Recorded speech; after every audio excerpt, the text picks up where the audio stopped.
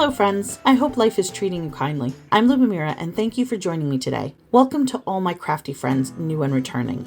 It's always so nice to see you all. If you're new to my channel, I'm so happy you found your way here, and I encourage you to check out more of my videos. I love sharing my projects with you all, and I appreciate you taking the time out of your day to spend a few crafty minutes with me. Please remember to like and subscribe if you haven't already. By hitting that little bell, you'll get notified every time I post something new, and you'll never miss out on any of the crafty goodness. In today's video, I'm sharing a very quick card with not too many supplies. The silhouette design is an oldie but goodie and very versatile. You can mix it up with different themes. I used a summer sky at sea, which has been very popular among some of the name brand companies recently, but it can be used virtually with any shadow shape. I'm excited to share this card with you, so let's get into the video. Like I mentioned before, the supply list is very light for this card. To create this card, I used a Dollar Tree stencil, a sticker pack, and some cardstock. I started off by creating a circle stencil to ink blend through. I simply took a standard card panel and die cut a circle in the middle off camera.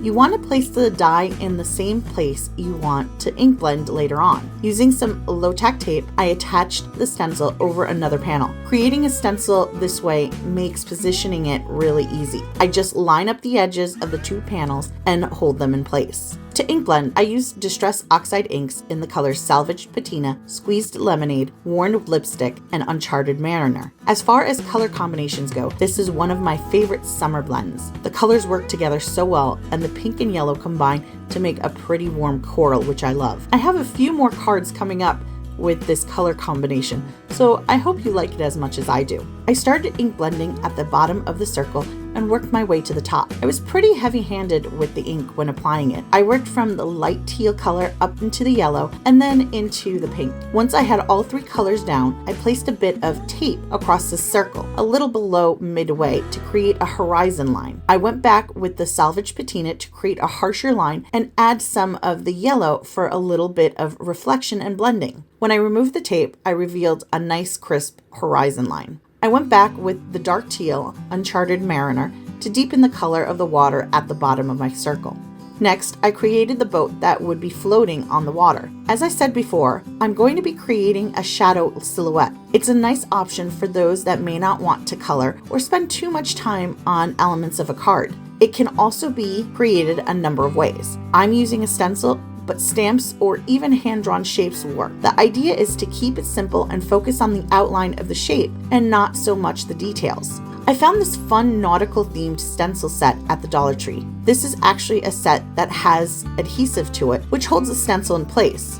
I found the adhesive to be very sticky, and the first time I used it, I actually pulled some of my cardstock. So I would recommend just putting it to a piece of cloth or skin to get rid of some of that extra tackiness before placing it on your paper. This is another supply that you're going to be seeing soon in a future card. On a piece of scrap paper, I quickly blended the same three colors, the Salvaged Patina, Squeezed Lemonade, and Worn Lipstick. I did this to get rid of the harsh white lines that I would have had around the stencil. I wanted to give the card a little dimension, so I intended the boat to be popped up against the background. I used black soot to ink over the stencil, and I kept adding ink until I had a solid dark color.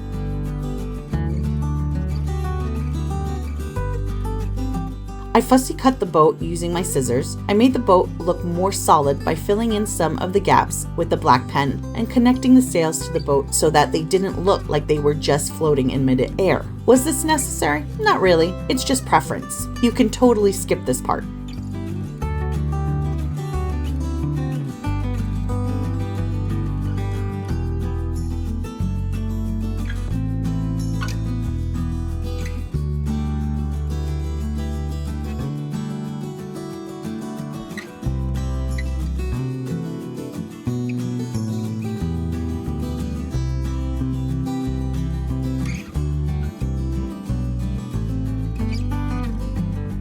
I went back and I added some details to the background using a white gel pen and black pen. I drew in white waves in the water and simple black birds flying in the distance.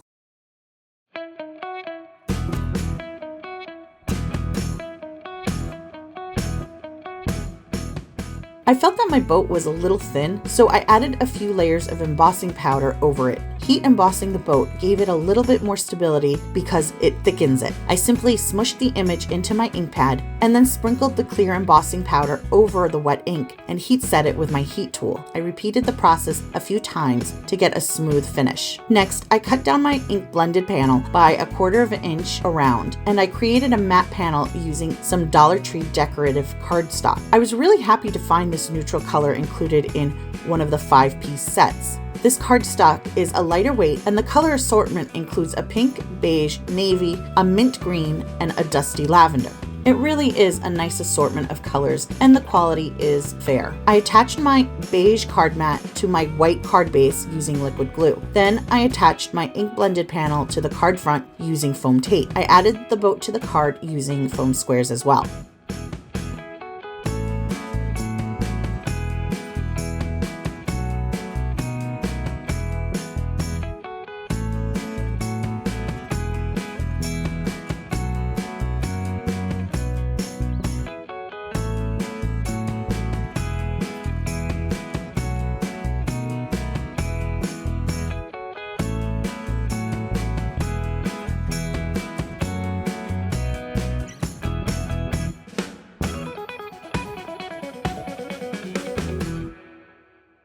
For the sentiment, I chose to use a sticker from a planner sticker set. These stickers can be a great source of sentiments. They usually come with motivational phrases and things like that. I used a banner that said Personal Day, which I thought was fun and it coordinated well. There were other things like breathe and take a break, but I liked the shape and the font in this one. I applied the sticker to a piece of cardstock and I added glue just to make sure it stayed put. I trimmed the overhang of cardstock using some scissors, and to attach the sentiment, I used foam tape and the help of a T-square to make sure it was straight. Lastly, I added a few sequins for a little bit of shine.